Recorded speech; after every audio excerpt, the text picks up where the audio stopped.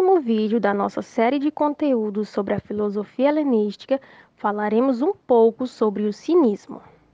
Em termos gerais, a palavra grega cínico significa como um cão. Em razão disso, essa corrente faz referência àqueles filósofos que se propuseram a viver como cães da cidade, sem qualquer conforto ou propriedade. Antístenes, o fundador do cinismo, levou ao extremo a tese socrática de desprezar todos os bens materiais.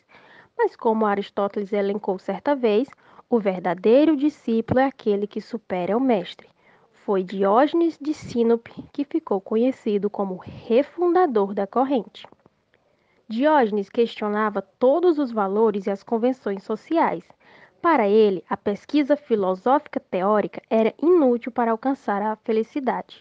Só o bom exemplo e a satisfação das nossas necessidades reais, como a alimentação, podem levar à verdadeira felicidade.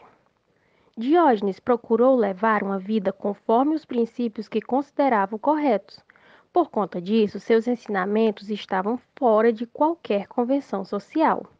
Os cínicos pregavam ainda a simplicidade e o desprezo às convenções. Dessa forma, bens materiais, luxo, fama e poder não faziam parte das ambições dos cínicos. O natural deveria ser feito aos olhos de todos. O ideal era bastar-se a si mesmo e tornar-se independente dos outros. As principais lições dos cínicos eram viver livre, desprezar o prazer, sobretudo aqueles ligados aos bens materiais, e libertar-se dele. A prova disso era que Diógenes morava em um barril e às vezes era visto pedindo esmolas às estátuas. Quando perguntavam por que ele pedia esmola às estátuas, ele respondia que estava se habituando à recusa, pedindo a quem não via nem o sentia. Essa história pode ser usada para definir as relações entre a sociedade e o poder. O poder, tem os olhos que só olham para dentro de si mesmo. A sociedade não mora em um barril, mas uma pequena minoria mora em casas confortáveis.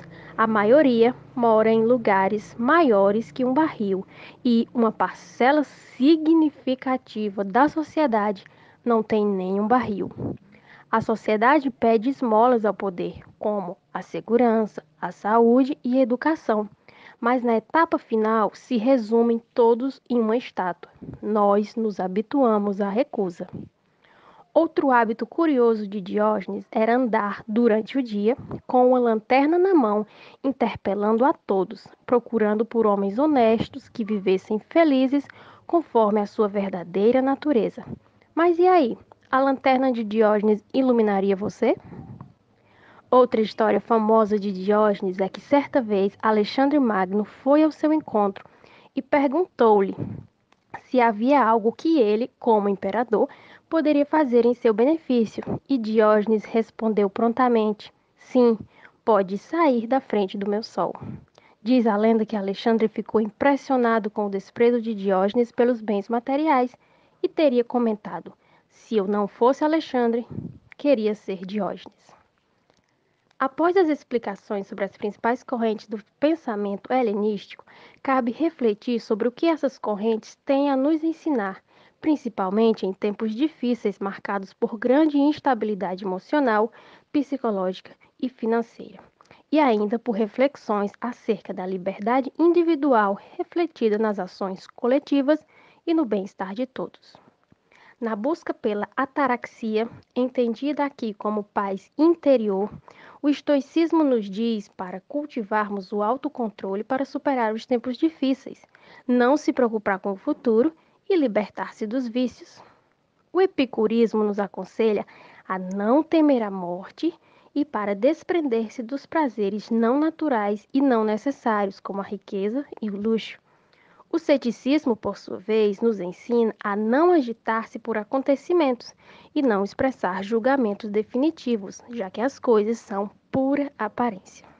Por fim, o cinismo aconselha a desprezar os bens materiais e ser um bom exemplo, mas lembre-se, o importante é ser e não parecer um bom exemplo.